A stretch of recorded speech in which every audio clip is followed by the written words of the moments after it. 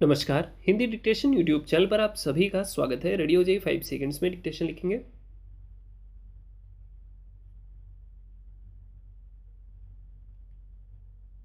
जम्मू कश्मीर में नफरत का माहौल बनाने के लिए अलगाववादी ताकतें तरह तरह की साजिशें रचती हैं। स्थानीय लोगों में भारत सरकार और व्यवस्था के विरुद्ध अक्सर वहां अफवाहें फैलाई जाती रही हैं।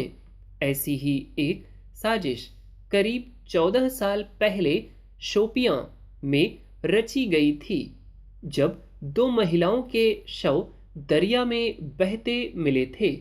अफवाह फैलाई गई कि वहां तैनात सुरक्षा बलों ने उन महिलाओं के साथ बलात्कार करके उन्हें मार डाला और नदी में फेंक दिया। इस अफवाह को सच साबित कर दिया वहां के दो चिकित्सकों ने अपने शव परीक्षण की रिपोर्ट के जरिए।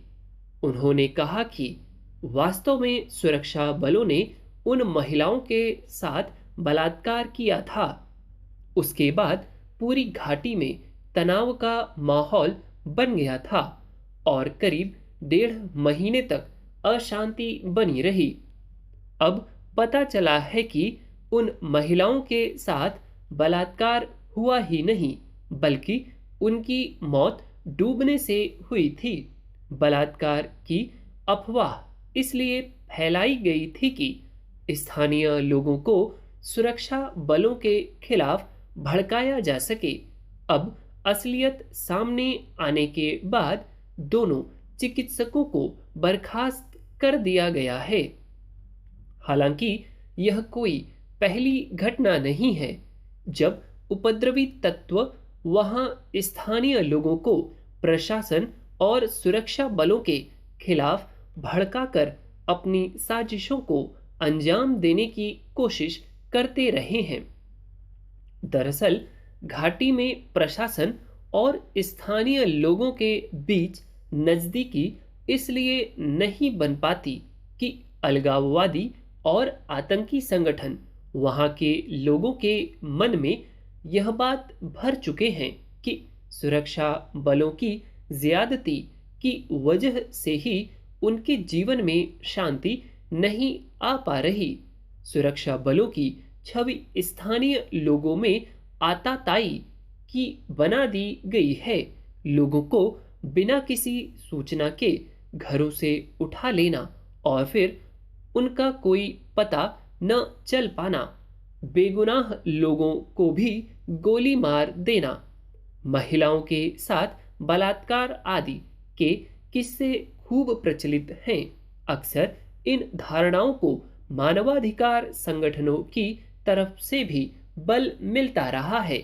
यही वजह है कि नागरिक ठिकानों से सुरक्षा बलों को हटाने की लंबी समय से मांगे उठती रही हैं। इससे एक तरह से आतंकवादी संगठनों को ही लाभ मिलता रहा है। स्थानीय लोग सुरक्षा बलों के खिलाफ नफरत और संदेह से भरे रहते हैं और दहशतगर्दों को पनाह देते रहते हैं। अफवाहों के जरिए सबसे अधिक जहर घोला जाता है युवाओं के मन में। उन्हें समझा दिया जाता है कि किस तरह सुरक्षा बलों ने उनके किसी परिजन के साथ ज्यादती की या हत्या कर दी। फिर वे आक्रोश से भरकर हाथों में बंदूक उठा लेते हैं। अफवाहों और गलत सूचनाओं को प्रसारित करने का वहां बाकायदा एक तंत्र विकसित हो चुका है, जिसे छिन्न भिन्न करने में कुछ हद तक तो कामयाबी मिली है, मगर वह अभी पूरी तरह खत्म नहीं हुआ है। बुरहान वानी के मारे जाने के बाद जिस तरह बड़े पैमाने पर तकरीरें और गलत सूचनाएं प्रसारित की गई थी, उससे पूरी घाटी में स्थिति बेकाबू हो उठी थी।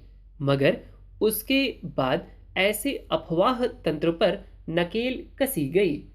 उन लोगों पर नज़र रखी जाने लगी जो इस अफवाह तंत्र को संचालित करते या किसी भी रूप में उससे जुड़े थे। हालांकि अब भी चिकित्सा, शिक्षा व्यवस्था आदि से जुड़े अनेक लोग हैं जो अपने सुरक्षा बलों का साथ देने के बजाय दहशतगर्दों के समर्थन में अफवाहें फैलाने से बाज नहीं आते। उन पर सख्ती जरूरी है। That's all. उम्मीद करता हूँ डिक्टेशन आपने बहुत अच्छा लिखा होगा। जो वर्ड्स आपसे छूटे हों प्लीज़, या आउटलाइन बिगड़ गई हूँ, उनके लिए आप 2 से 3 लाइन उन आउटलाइंस को बनाकर खूब प्रैक्टिस करें। वीडियो अच्छी लगी हो तो लाइक अवश्य करें, फ्रेंड्स के साथ शेयर कर दें। चैनल अभी तक सब्सक्राइब ना किया हो तो वो भी कर लें। That's all, thank you.